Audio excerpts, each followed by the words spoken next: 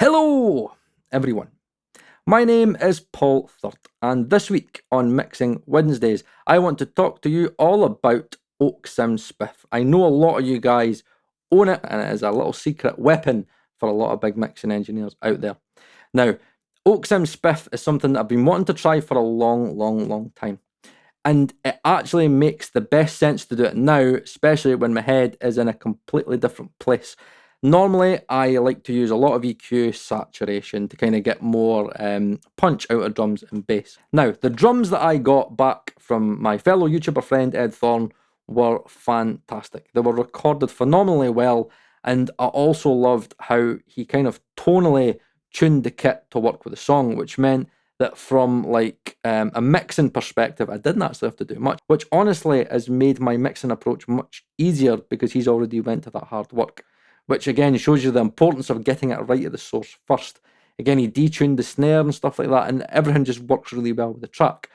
So it's really simple. Subtractive EQ via fab filter, Oeksound Soothe, a bit of compression, and then I have got the Sonymous Blitzen routing, and then I've got the Sonable Smart EQ, and then I've got SPIFF. Now, how I have used SPIFF is I have basically used the high pass and low pass filters in a way where I've basically told SPIFF to only focus on certain parts of the mid range.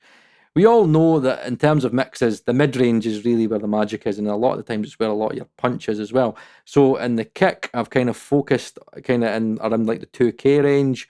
In the bass, I've kind of done the same, maybe like the 1.5K range, and then I've in the snare, I've moved up a little bit, kind of maybe closer to 4 to 5K. So the tonal balance should still be there, but I'm just getting more punch, okay? And I'm not messing up the tonal balance of the drums or the mix via EQ. I'm not losing any transients as well because I'm only selecting a certain part of the frequency range and boosting the transients of that.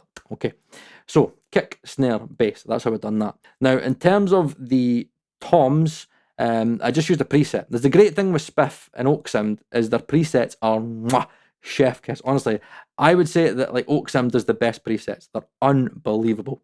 Normally, I just like start with a preset and start mucking about. With the toms, it was generally just I went to a tom preset, done an A/B, level matched it. Now, obviously, guys, remember when you're playing about with SPIFF and other plugins like this, right? That when you start boosting, you're going to start making things louder, okay? In some cases, it's not. Some cases, it is, okay? When you do it the way I do it, where you're just focusing on a very narrow kind of part of the mid range, you'll actually notice that you're boosting it, adding more perceived loudness, but the actual LUFS, integrated LUFS, stays the same. But however, right, I can chat all day about this. Let's just hear how they sound in isolation so you can hear what they sound like. So this is Oeksound SPIFF on all those sources.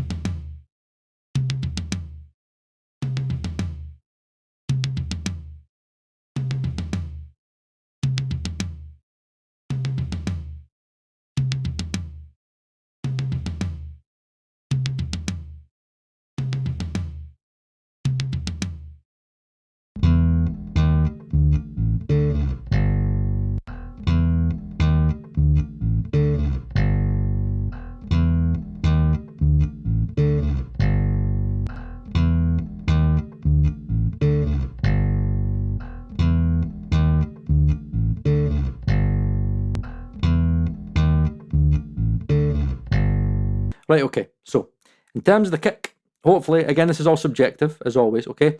They are all level matched. Everything is matched to integrated LUFS. So I am not being blinded by loudness, okay? All the same level.